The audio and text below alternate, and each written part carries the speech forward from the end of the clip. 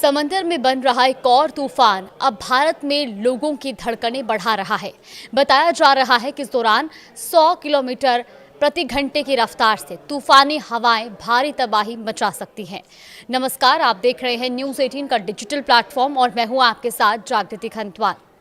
भारत मौसम विज्ञान विभाग यानी कि IMD के अनुसार यहां बंगाल की खाड़ी में बन रहा कम दबाव का क्षेत्र लगातार मजबूत हो रहा है और अगले 48 घंटों में ये एक चक्रवाती तूफान में बदल सकता है। IMD ने इसे लेकर अलर्ट जारी करते हुए बताया कि ये सिस्टम 26 नवंबर के आसपास चक्रवात सैन्यार यानी कि साइक्लोन सैन्यार का रूप ले सकता है और इसके असर से ओडिशा के तटीय इलाकों में 25 से 27 नवंबर के बीच बारिश की संभावना है।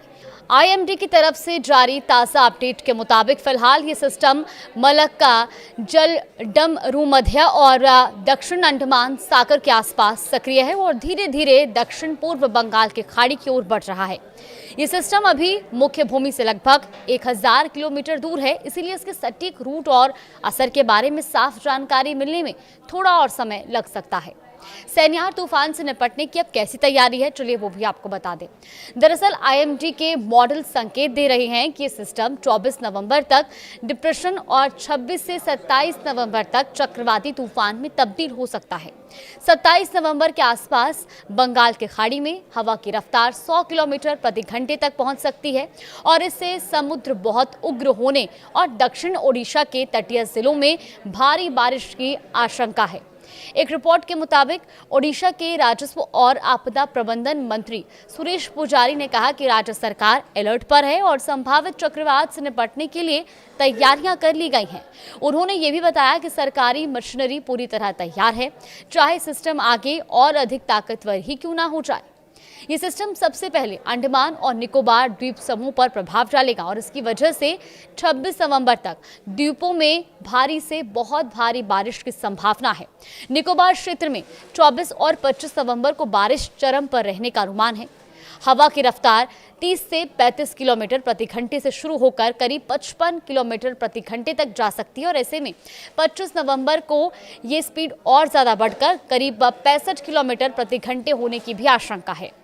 अब तूफान के रूट पर मौसम वैज्ञानिक क्या कह रहे हैं वो भी आपको बता दें। दरअसल इस तूफान के रूट को लेकर अभी असमंजस की स्थिति बनी हुई है। मौसम वैज्ञानिक ये आकलन कर रहे हैं कि 26 नवंबर के बाद ये तूफान तमिलनाडु, आंध्र प्रदेश तट की ओर बढ़ेगा या उत्तर की ओर मुड़कर ओडिशा, बांग्लादेश की दिशा लेगा। फिलहाल लोगों को नियमित मौसम अपडेट पर नजर रखने की भी सलाह दी गई है। IMD ने ताज़ा अलर्ट में मछुआरों को 25 नवंबर तक अंडमान सागर और दक्षिण पश्चिम बंगाल की खाड़ी में समुद्र में न जाने की सलाह दी है। दक्षिण पूर्व बंगाल की खाड़ी के लिए ये चेतावनी 28 नवंबर तक जारी रहेगी। समुद्री इलाकों और निचले तटीय क्षेत्रों में स्थानीय प्रशासन निगरानी बढ़ा चुका है। बंगाल की खाड़ी का सिस्टम जैसे जैसे ताकत पकड़ रहा है, पूर्वी तट के सभी राज्यों को अलर्ट पर रखा गया है।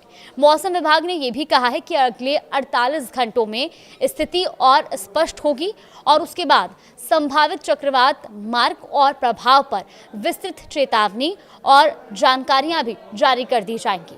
फिलहाल इस खबर में आगे भी अपडेट जानने के लिए आप देखते रहिए न्यूज़ 18।